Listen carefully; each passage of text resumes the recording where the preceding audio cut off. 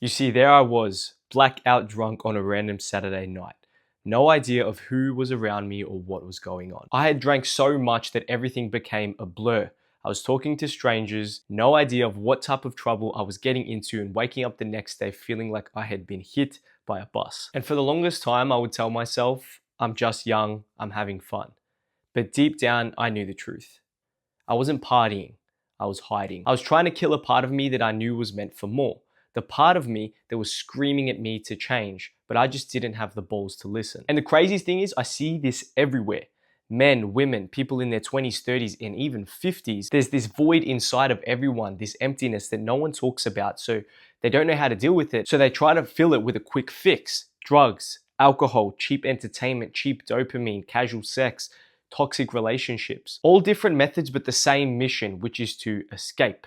Escape a life that feels meaningless. And you see, it pisses me off because I get it. That was me. My average weekend meant blacking out because that was the only thing close enough to peace or to anything. But the truth is, it doesn't have to be that way. What if I told you there's something better than any high? That I wake up every day feeling fulfilled, focused, and free because I finally stopped chasing pleasure and started chasing purpose. What if I told you that the real high you've been chasing for comes from becoming the highest version of yourself, physically, mentally, and spiritually? You see, some people might hear this and say, well, that's not for everyone. And to that, I say, that's the exact mindset that's keeping you stuck. But if you're watching this and thinking, damn, that kind of sounds like me, then I want you to listen, because this isn't just about drinking.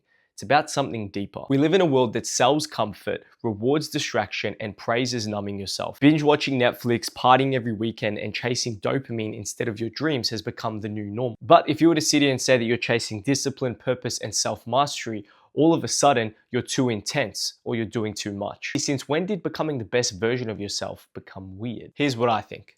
People are too afraid of their own potential, so they bury it in distractions, in alcohol, in comfort. They would rather stay broken and fit in than stand out and get better. But not you.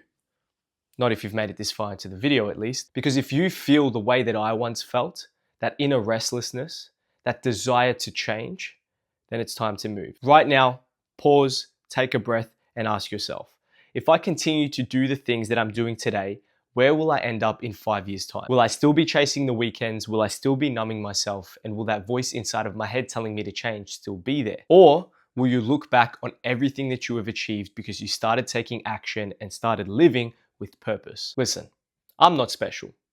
I just got sick of my own bullshit and I decided to make a change. And ever since I've made that change, my life has been filled with purpose, discipline, and true freedom. And you see, that's why I've created the 180 Protocol, a program designed to help you shift your mindset, habits, and identity so you can start seeing real results in your life, no matter what success looks like for you. If you've been feeling stuck, overwhelmed, or feel like you're meant for more, this is your invitation to a better life. Click the link in the description and start making change today. But anyways, if you want to make real change in your life and start living a life of fulfillment, purpose, and discipline, listen up, because I've got some practical solutions for you. Here's what's helped me escape the cycle and rebuild my life. Number one, have a specific goal to strive for. Most people tell you that they want to be successful, rich, and fit, but they couldn't tell you what that exactly looks like. You see, clarity is a superpower. If your goals are vague, your actions will be too. Paint a clear picture.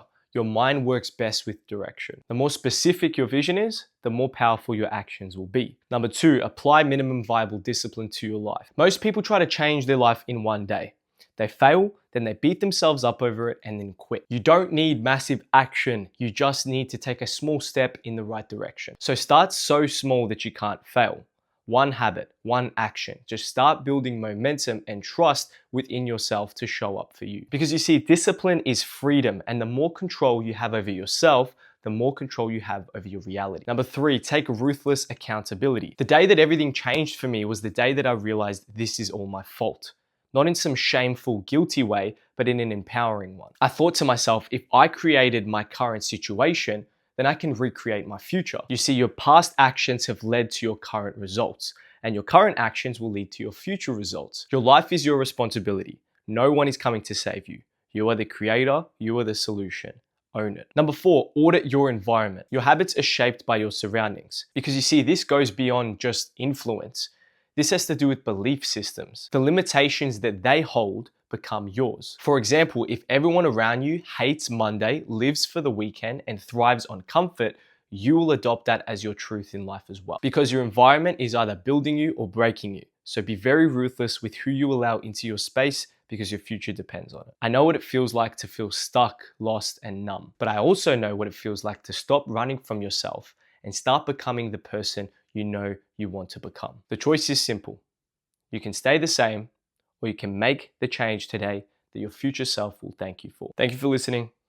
God bless, and I'll see you in the next one.